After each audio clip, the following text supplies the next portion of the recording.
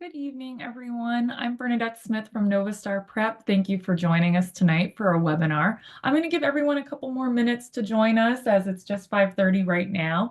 So sit tight, get comfortable, and we're going to dive into some test optional policies momentarily. Thank you, and I'll be back in 2.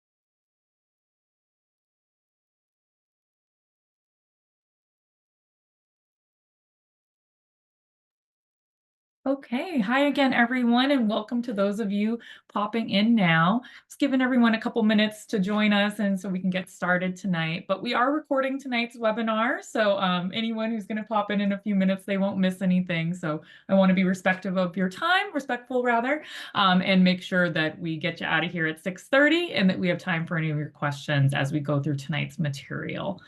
So again, I'm Bernadette Smith. We're going to go through an agenda and different things and my background as we dive into the topic tonight. Just for those of you that might be new to Novastar Prep, you can take a peek at the screen right now and just see everything that we offer.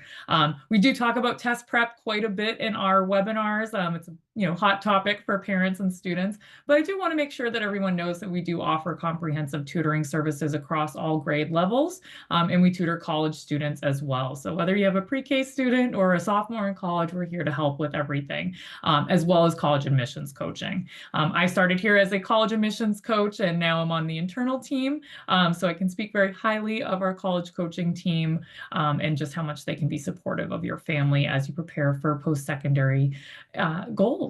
And then certainly one thing that's really unique about Novastar Prep is how much dedicated support you receive from our team. So every client that we have here, every family we work with, has their own dedicated success advisor monitoring every student's progress. So you'll find a really hands-on approach here, and you'll find that our webinars are informational and educational and meant to be here to help you and provide information as trends change and as we encounter different types of college admissions related topics, things related to students' GPAs, everything test prep related, and also dealing with some wellness issues in school, the stress that builds for students today. So look out for some of our other webinars coming up. I'll show you guys one at the end as well that you can sign up for that's related to tonight's topic also, and then we'll go from there. All right, so as you know, tonight you're here for Test Optional Myth versus Reality. This is an ongoing presentation that we give that gets updated regularly by myself because things change. As you may have heard over the last several years, schools have gone from test optional back to test required, test conditional, every type of which way, and you're not quite sure what it means or what they might change in another 2 years. So this is something we frequently offer to our families to make sure that we're keeping up to date on everything and that we can give the best advice to you and your student as it relates to their testing options. Quickly, just in terms of my background, I am Bernadette Smith, the Academic Sales Director here at Novastar Prep. I'm a licensed high school guidance counselor in Massachusetts, and I have 10 plus years as a school counselor for high school students across both public and private high schools. So I worked at one of the largest high schools here in Massachusetts, a very high-achieving high school in Lexington, Massachusetts, and then I've also worked at a public out-of-district placement for students with documented disabilities. So a lot of different experience across that, and it's all, related to post-secondary planning for students. I also have been a tutor for entirely too long, I suppose. I have to update this at some point where I've maybe it's going to be more than 15 plus soon years as a writing tutor and college instructor. So I've been tutoring students with writing, anything English literature related, any creative writing, and also teaching English comp. And if you have any questions for me whatsoever, feel free to email me at bernadette@novastarprep.com. And little things here to share about our team. I guess just as long as I've been tutoring, the Novastar Prep has been around as well. We're coming up on 17 years, actually. So we've been in the Nova area for a long time, but we are across the United States, myself up here in Boston. And one thing that I love about working here is that 100% of our students have reported higher confidence in grades. The confidence part sticking out to me so supremely as someone in a helping profession. I like to see that with my students, and I like to work someplace that emphasizes that. If you're thinking about engaging in tutoring, and we can certainly get to that later, and on a personal note, we do know that over 90% of our tutors have a master's degree or higher, and all of them have previous tutoring experience. And 89% of our clients are referrals, 98% are repeat clients, and we have a lot of 5-star reviews, so you can trust us, but please feel free to let me know if you have any questions. And finally, to tonight's agenda, we're going to be covering test optional policies, just the wide variety that are out there between, all the different types and the asterisks next to them and what they mean. And then we're going to talk a little bit about how an SAT or ACT score is related to fit with an individual's college list. You'll see we're referring to SAT a lot here, but this does go for ACT as well. And then we'll talk a little bit about how test scores can help open particular doors, even those not related to admission. And finally, a section on letting the test score speak and improving a student's academic profile and the data that they're submitting. And again, just quick note here that those of you attending tonight are going to have access to a promotion that includes 2 free tutoring hours and a free consult with somebody like myself or one of my colleagues, Jennifer Fazia, and other members of our academic advising team. So I'll send you all the links for that so that you can even ask some questions about test optional, get a sense of college coaching, ask some questions about test prep, and just get to know someone on our team so you can work towards your students' post-secondary goals.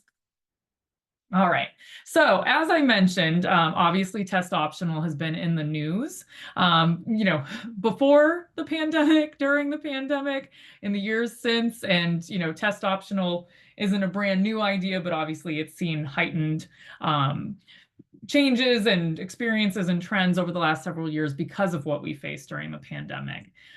These are some, clips from different news stories over the years, where we saw UT Austin reinstate their standardized testing policy, saw New Jersey go to every school making it SAT optional, UConn remaining test optional through fall 2026, but making no commitment to remaining test optional following that.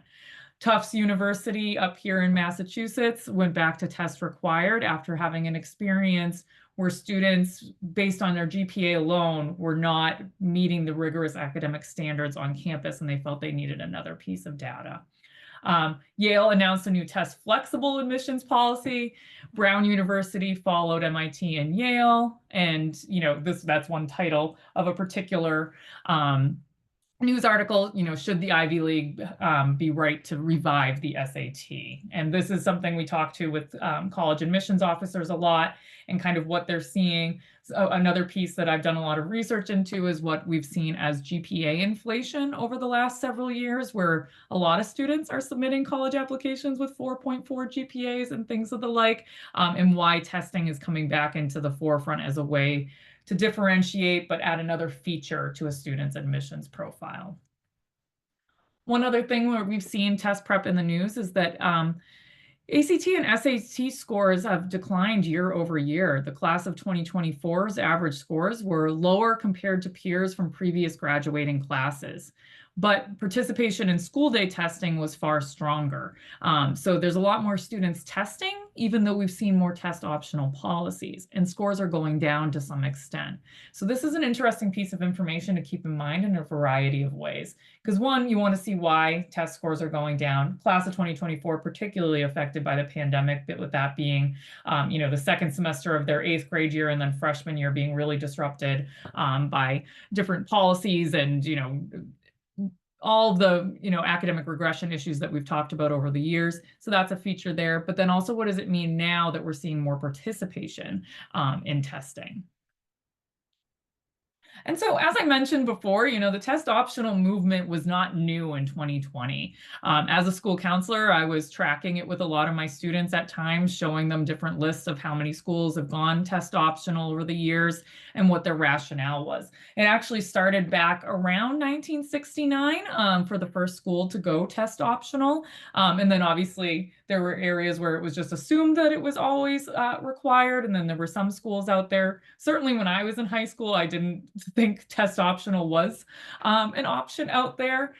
So certainly it's not new, but it is more refined now.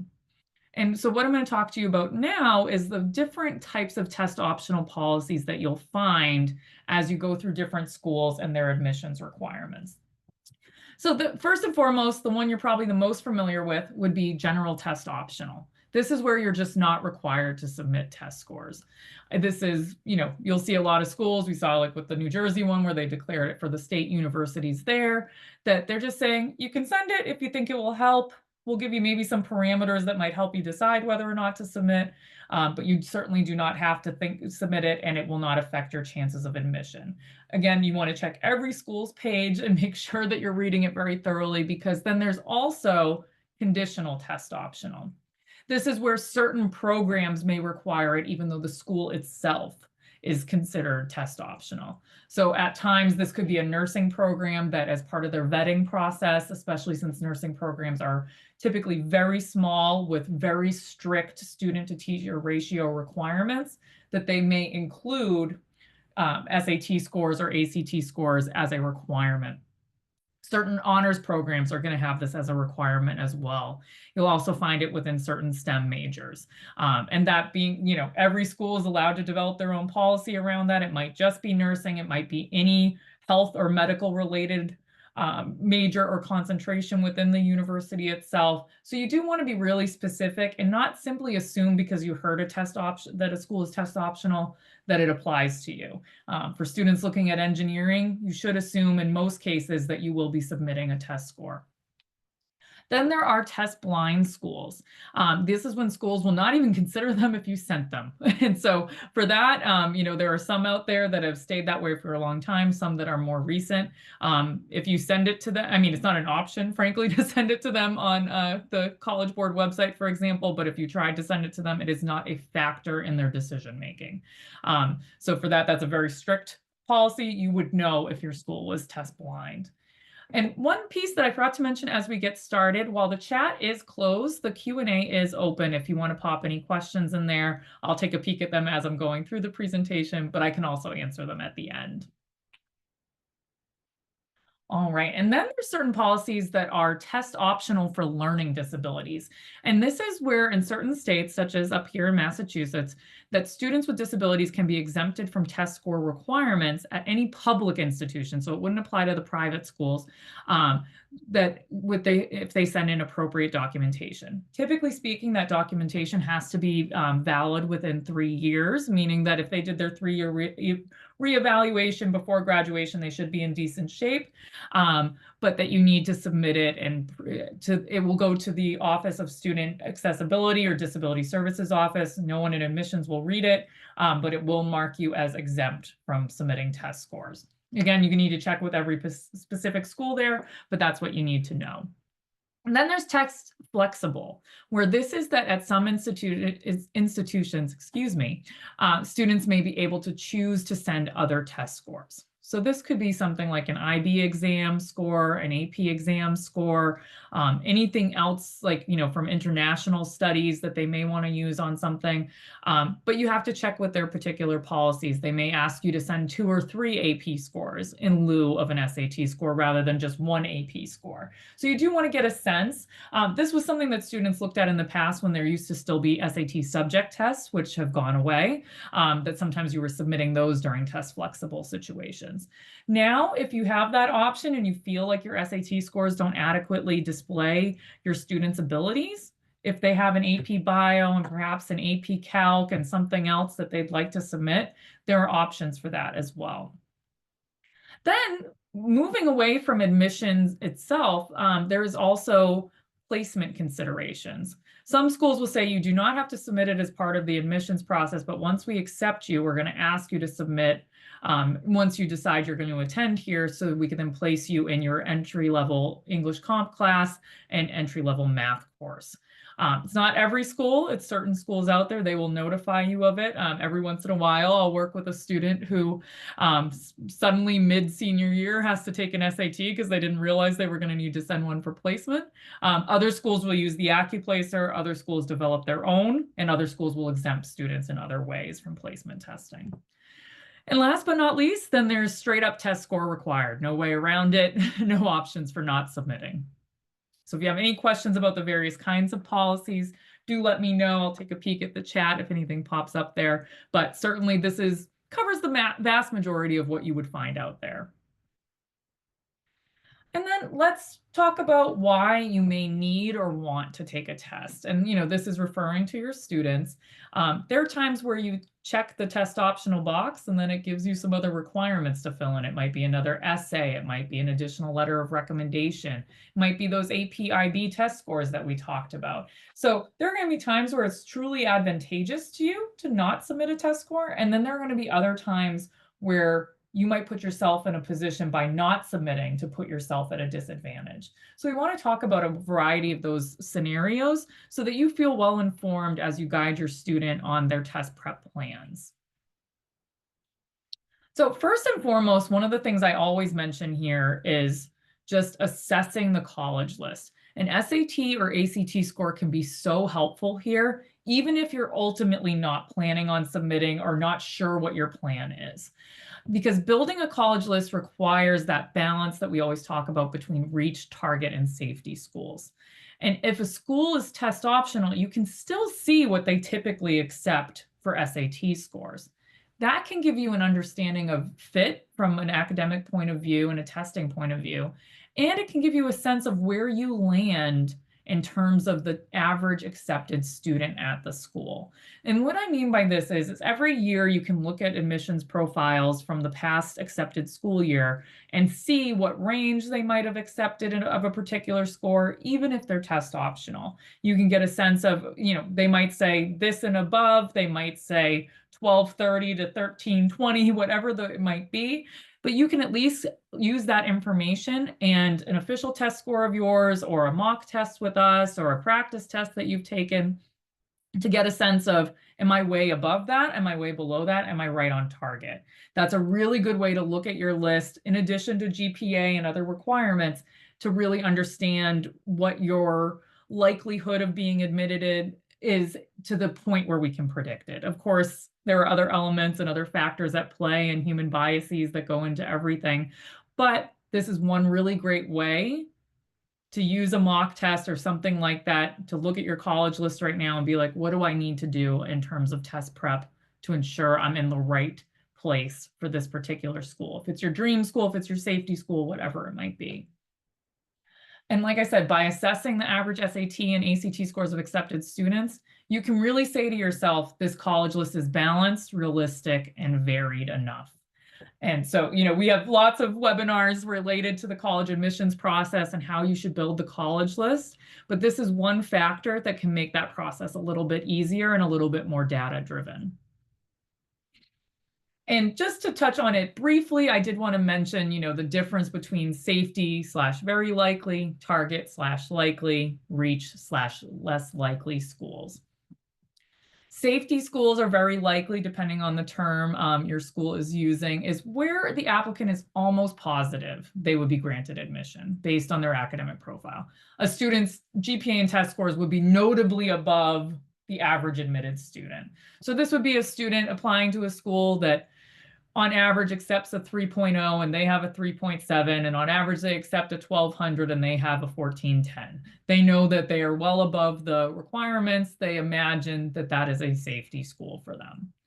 Target and likely, that means more so where you feel reasonably confident about the prospect of being admitted to that school. No crystal ball, but you feel like you match up in terms of GPA and test scores to the average admitted student from the previous year. Again, that doesn't make any guarantees, but it can give you a good sense of where you stand. At the very least, you know you're competitive for admission.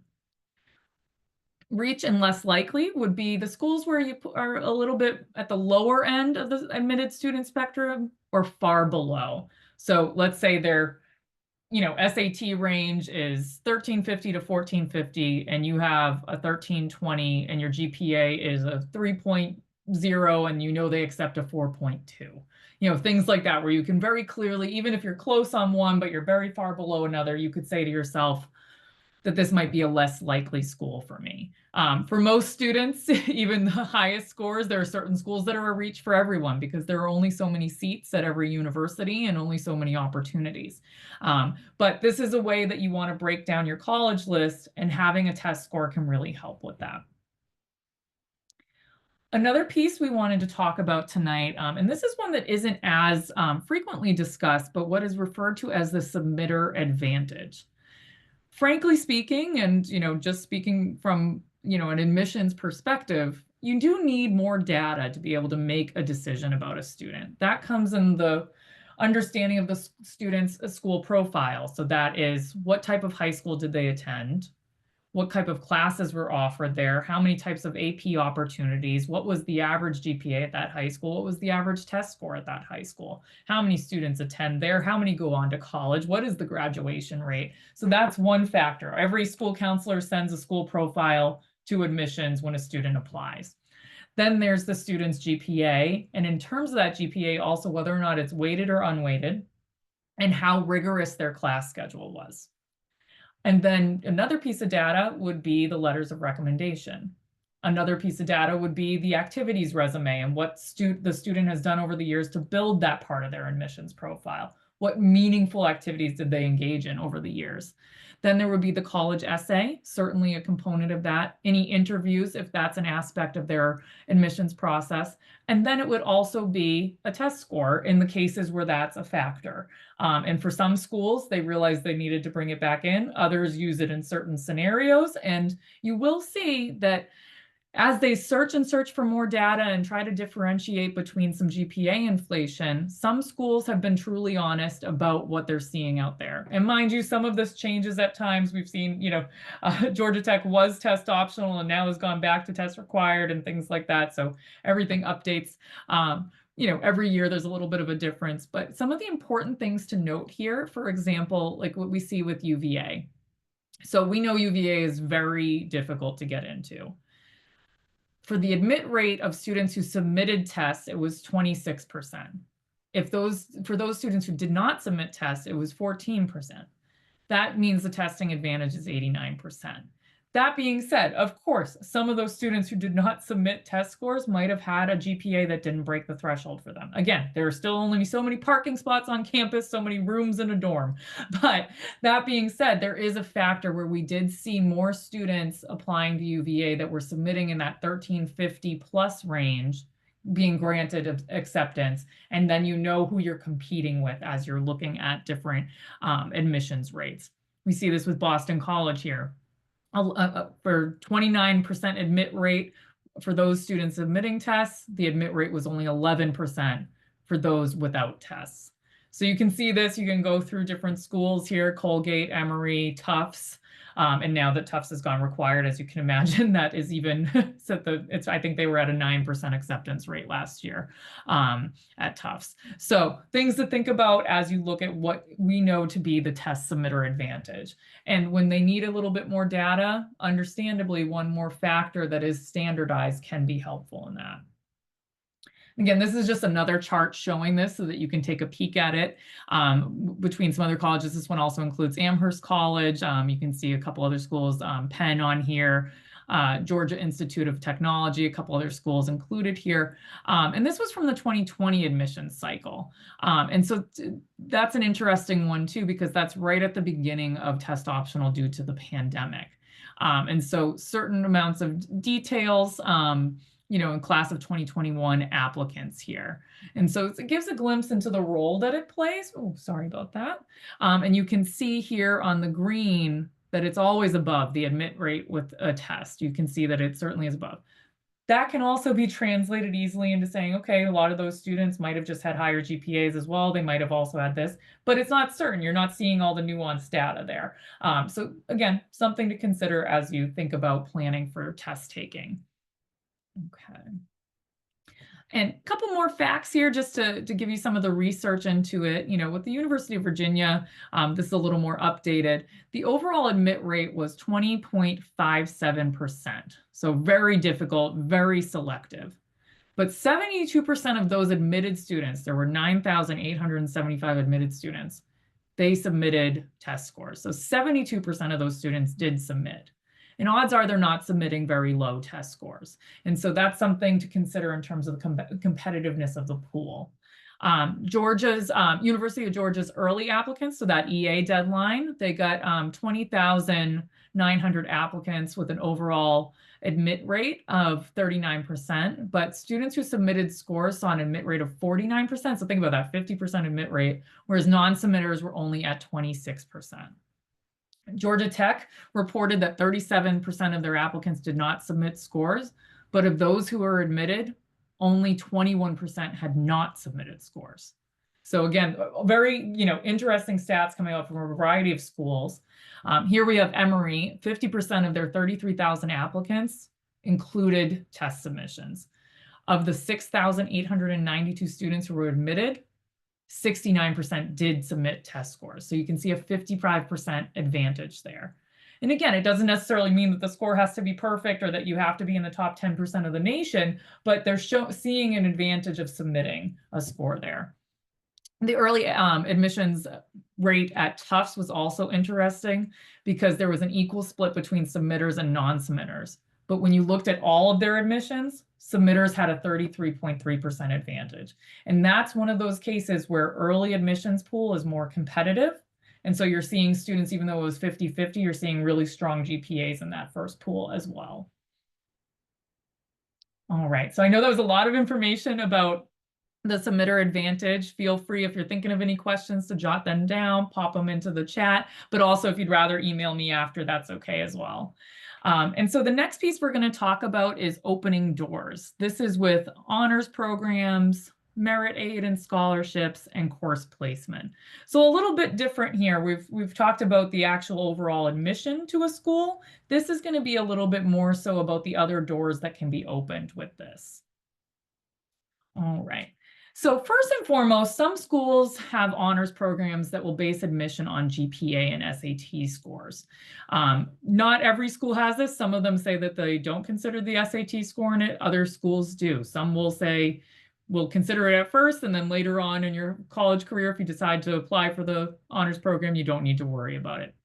But here are some examples. Of course, GPA is almost always going to be a consideration, and maintaining that GPA over the course of your time in an honors program, obviously a requirement.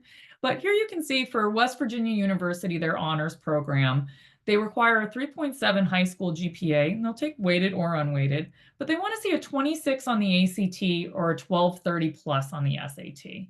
So if being in an honors program is important to your student, that's something to consider. And we'll go over the benefits of an honors program at the bottom here, but you can also see at UVA for one of their honors programs. So this is the Peak Honors Program. They're looking for a 3.5 or higher, and I'm telling you it's higher than that.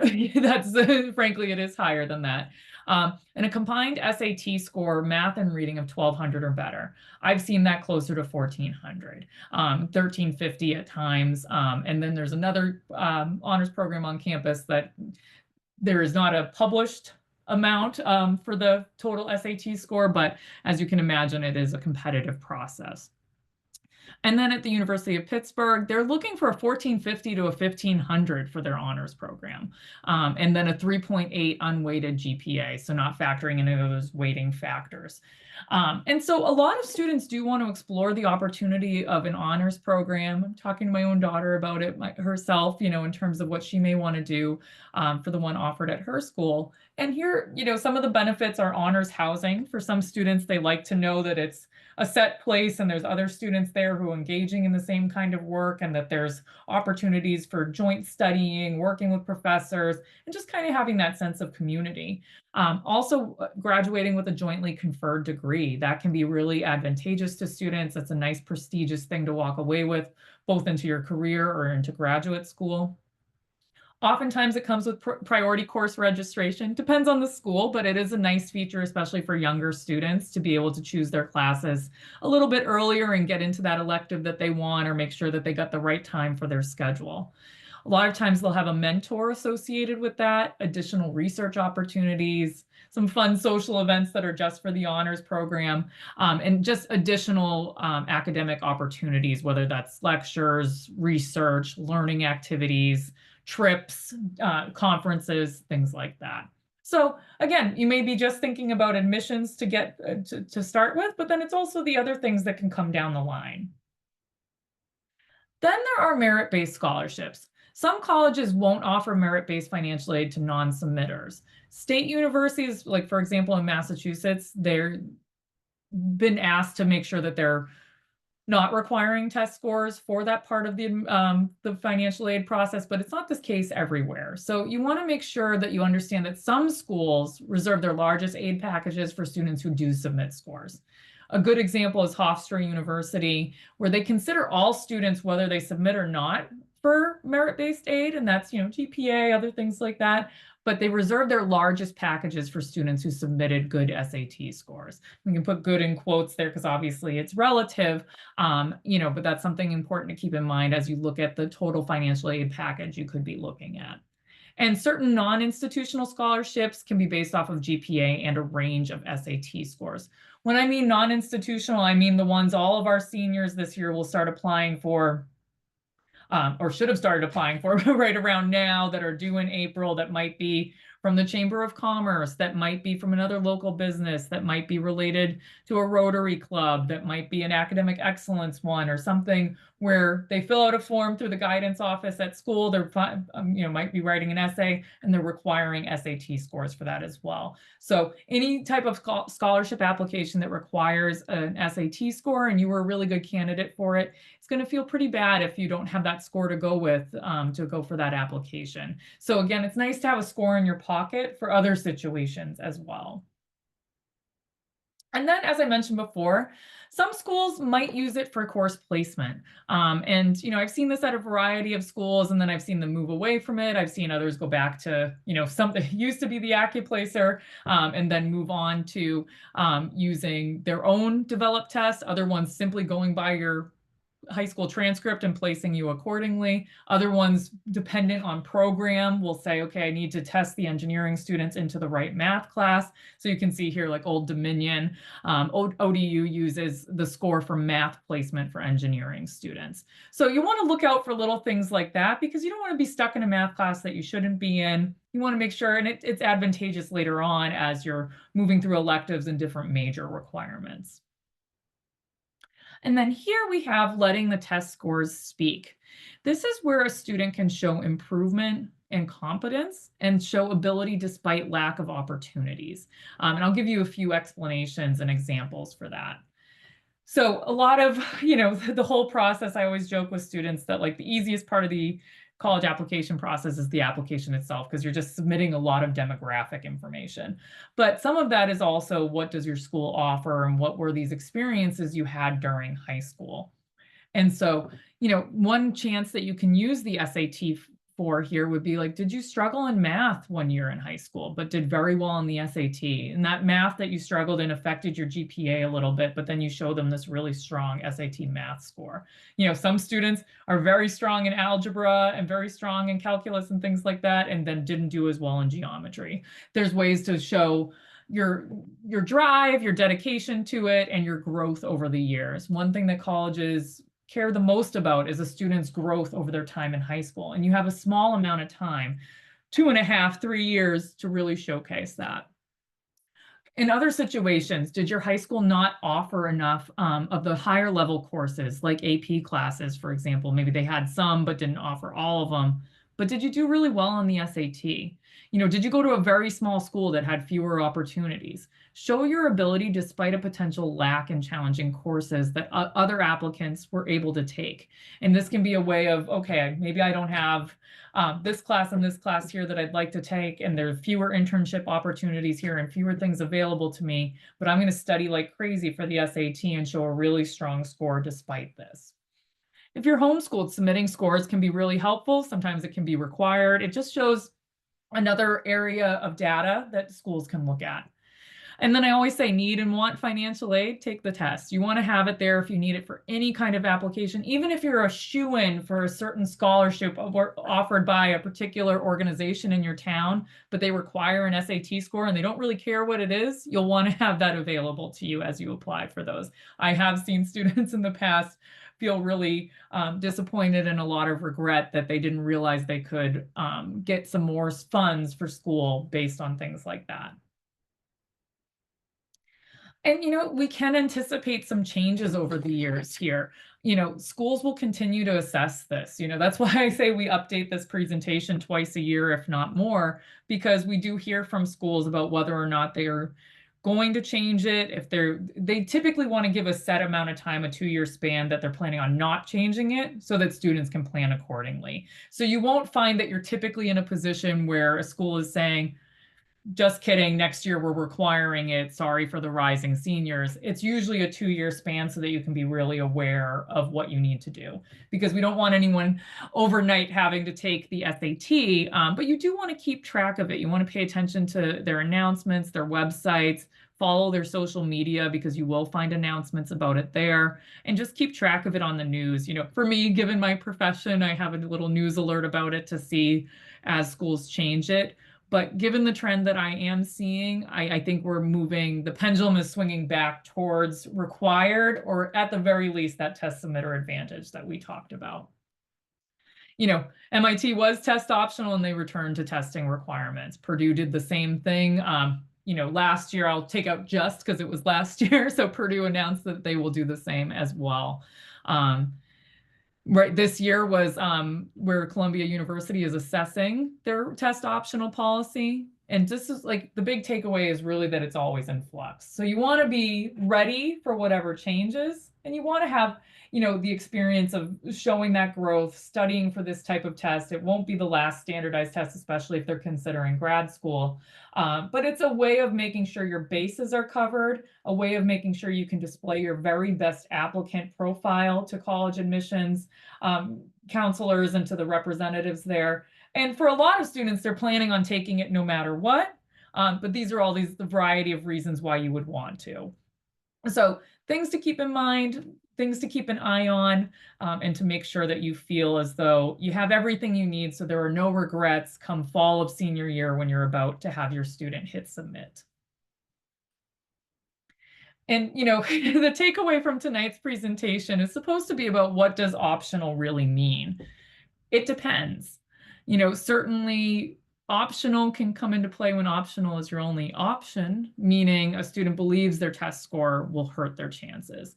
If you truly believe and it's a test optional school and it is going to harm a student's chance of gaining admission, that it's far below what they require, then you shouldn't send it, right? If we know that, there's not this gung-ho, we have to send it no matter what. Like, this has to be, right school by school. When I was still working with students, we would create the college list and have a column for, are we sending, are we not? Are we sending, are we not? And for a lot of students, it's send across the board. For other ones, it's like, I will in these 3 cases, but this school, I know it's going to hurt me and I'm going to leave it off. And so going through, piece by piece and making sure that it's really informed in that way. If a student did not take a test and therefore cannot submit, that does happen. Sometimes a student may mentally depend on test optional a little too much, and then they end up not submitting for that reason. Good thing with the digital SAT is the scores do come back much sooner than they used to. And part of that is because it's online. So the test scores come back in 2 weeks now rather than waiting 6 to 8. So now a student does have that chance to take one last minute, but of course that's not what we advise. That's stressful. Doing that right before an early action deadline can be really, anxiety producing. So you want to be planning out, well in advance before you start the test prep process and start testing and then submitting scores. Some families of sophomores I was speaking today were talking about test prep now for a spring test or test prep this summer for a fall test, and different ways to look at it so that you have accomplished all of your test prep goals by the end of junior year, have everything you need, and then you have a wide variety of options when it comes time to submit. Looking ahead as somebody with the class of 2027, seems like you have all this time, but if a test optional policy changes at the end of next year, you could be in a different position. So it's about thinking ahead and planning, knowing that we can't plan for everything, but it's better to have a test score than to not. And if you never have to use it, okay, you gave the College Board a little bit more money, but you have it there in case you needed it for anything, and odds are you will. And just don't leave it up to chance. You want to make the choice to have a score or likely to. I say likely to there because on average, juniors taking the test on a second time, they do go up. And obviously you have more information from the first test, you're more comfortable with it. Engaging in tutoring specific to those results. Again, a student can go up even higher. There's a lot of opportunities still out there to super score and to pick your highest reading and writing with your highest math score for the schools that do allow super scoring. And even those that super score it for you, like UVA will do, for example. Those are the cases where you want to make sure that you had enough opportunities, enough time to prep, and enough of a runway in front of you to not be making a choice last minute. And in terms of test prep, this is something we talk about a great deal. In terms of when certain students should get started. This is something that is individual to every child and every family. And for me, it depends on the conversation I'm having with them. For some students, like I said, there are sophomores right now that it absolutely makes sense to be taking it this spring, maximizing on the current math class that they're in before they move too far away from certain math curriculum. Other students, it makes sense for next year. There are a few ninth graders where it makes sense to start test prep now, given extremely strong scores. There are different elements to all of it. There are some who are going to do it second semester junior year. There are some who are going to take their first test the summer before senior year. I don't suggest waiting too long because of the stress factor, but every student's at a different place and we can make any kind of plan work. I do want to share, though, that 98% of our students do achieve or surpass their target scores. We do track all of this to make sure that we're doing the best that we possibly can for our families. And, this quote from a parent here, like when she went up 8 to 9 points on the ACT after doing test prep, that is a huge ACT increase there, going from a 19 or 20 to a 28. 19 is the national average. 28 is putting you much closer towards what some of the most selective schools are looking for. So we know that students can do this, and you want to have enough of a time frame in front of you to be able to make these gains. And as the College Board themselves says, they developed this test. As little as 68 hours of personalized SAT prep can lead to an average score increase of 90 points on the test. And 55% of those high school juniors improve their score when taking the test again as seniors. And when for seniors, I tend to feel that that's, mostly the August test date. October's pushing it with those November 1st deadlines. But we do see that. For us, on average, our students with 25 to 35 hours of prep go up 150 points. And this is as you're reaching those upper echelons of scores too, and looking at it that way. And so this is with working individually with a tutor, the homework that comes along with it, and making those gains over time. Of course, we've seen students go up 300 points, 350 points. We've seen students, make tremendous jumps from the first mock test they took with us to the next. But all of this is the rationale behind having enough time in front of you to make the decision about your test prep plan so that you have one for any situation that comes up in admissions. We do also offer college coaching, as I mentioned earlier, and the reason I highlight this here is because of what I mentioned before in terms of looking at your students' college list and making sure that they have a plan for test scores for every single school and that you truly understand every single one of those schools' testing policies. So this would be where a college coach can dig into that information a little bit more um, thoroughly. We have access to a lot of things. A lot of us are guidance counselors. A lot of us have worked in admissions before and really get a sense of where your score or your mock test score aligns with what they typically accept. How optional are they really?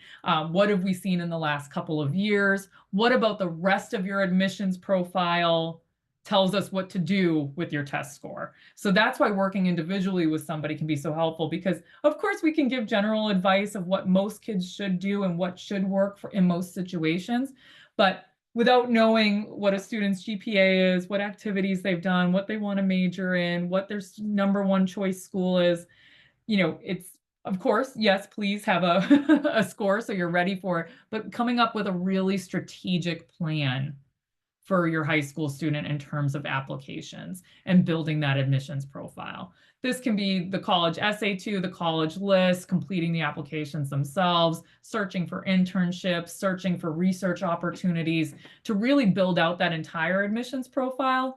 We're never just relying on the test score, but having all of these pieces in put together and then making sure that you have the test score for the schools that you do need. So a lot of families do a combination approach with us of test prep and college coaching to ensure that they're never looking back fall semester of senior year saying, I wish I had done this, or I wish I had started this sooner because now I'm really stressed out, whatever it might be. And as I mentioned, I was a college coach here in the past. It's still something I'm very passionate about. So I would be thrilled to answer any questions that you have. Got a really nice review here from a parent mentioning that they had a great experience with test prep and college essay tutoring with us. And you really can. Some of the verbal coaches are also college essay coaches, so you can have a really nice continuous relationship. And all of these are just pieces of that puzzle. The college application process can certainly feel very overwhelming, but when you break it into manageable pieces like this, it can be really doable. It can be an exciting experience, and you can alleviate some of that stress. And as I mentioned, we individualize everything. So there's no one size fits all cookie cutter approach to college coaching or to test prep.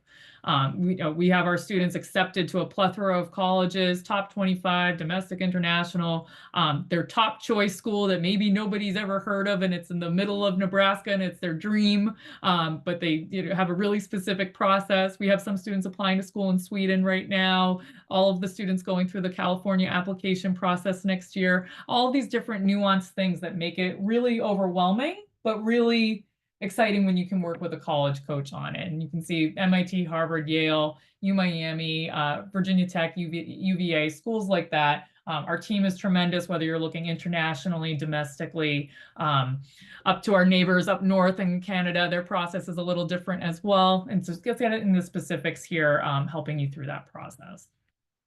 Did want to share, just so for everyone's awareness, the upcoming SAT dates. As many of you know, the SAT is entirely digital now, and it has adaptive scoring. Only students with documented disabilities can use a paper-based test, and you'd have to apply for that through the College Board. The most upcoming dates are March 8th, May 3rd, and June 7th. I believe you have another week left to register for the March 8th test, but do keep in mind test centers fill, and you may end up going an hour, hour and a half away from home if the test center closest to your house is already completely full. So keep that in mind. You can register for the SAT on the College Board website. ACT is coming up on April 12th and June 14th and July 12th. As of right now, students can choose to take the paper-based test still at select locations, the virtual ACT, which will actually be available at all of them on April 12th. It is virtual, not adaptive. They are committed to maintaining the paper-based test for the foreseeable future while also offering a simultaneous online one. It does not have adaptive scoring, so the paper and the computer one are exactly the same. The test is now going to be shorter, so that's one feature too, where they're kind of catching up with the SAT there as well. We do have some upcoming mock tests and boot camp opportunities for students. So we have a mock SAT on March 1st, then one on April 5th, and then a March 15th ACT mock test that students can do with us that is reflective of the content on the new ACT. Just working with the ACT themselves and our test prep platform to ensure that it's up to date with the new version of the test. We do have SAT boot camps coming up. There's still room for this weekend. If you'd like to register for that, you have until Thursday. And then we also have another one on March 22nd through the 23rd. For those of you attending tonight, I do want to let you know if you want to apply for or register rather for any of these upcoming mock test dates. And I'll send it to you in an email too. But if you use Test Ready 25, it will reduce the price of the mock test for you. So it's a nice way to have your student take one, get a sense or a baseline of where they stand, and use that to fuel some of these college list conversations and to make sure you're feeling good about where they are in their test prep process. And so in terms of next steps, we tell students this is when you want to identify your test score goals. Start with a mock test. Make sure that you feel like you know what your baseline is as of right now. Speak with a professional. All of our mock tests come with a meeting with somebody like myself. And so we can talk through your scores and really create a test prep game plan that works for you. I can't stress enough the importance of mock tests because it builds test day stamina. Then it also gives you really critical data to inform your next steps and make sure that you're doing the most efficient and impactful kind of test prep. And then if you have any questions whatsoever, you can see my direct line here as well as my email address, and I'm happy to answer questions that anyone has. I think we have one right now. Let me see. Okay. Are there schools or scholarships that only take SATs and ACTs? Not to my knowledge. I will say that if there's anything out there, trying to think what I've seen in my career lately. I've always seen that they always take both, that they're considered, and I know obviously colleges do. There are no colleges that will only take one or the other. There's a slight preference for some at certain schools that you will see. And I can send you a little note about that separately too. But I will say for scholarships, I have not seen anything where it would be one or the other, that they would always accept both. Because there is a concordance chart between SAT and ACT scores, where, for example, a 24 on the ACT is comparable to an 1160 to an 1190 on the SAT. So most colleges use that concordance chart and then go ahead and apply that when they're looking over scores from one test or the other. And so certainly, so like I said, 24 ACT is like an 1160 to an 1190 on the SAT. So they have that ability. You're very welcome. All right, let's see here. Any other questions, I think, in there? I think so right now.